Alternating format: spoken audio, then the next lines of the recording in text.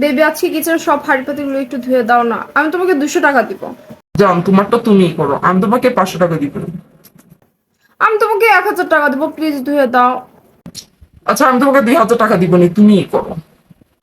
আচ্ছা ঠিক আছে দাও। আসলেই নিবা? হুম, দাও, আমি ধুয়ে দিচ্ছি।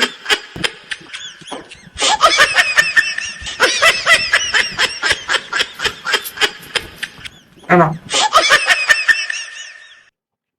ওইভাবে দাও, 200 টাকা দাও। হাড়ি পাতিল সব চকচক করে ধুয়ে দিছি আমি।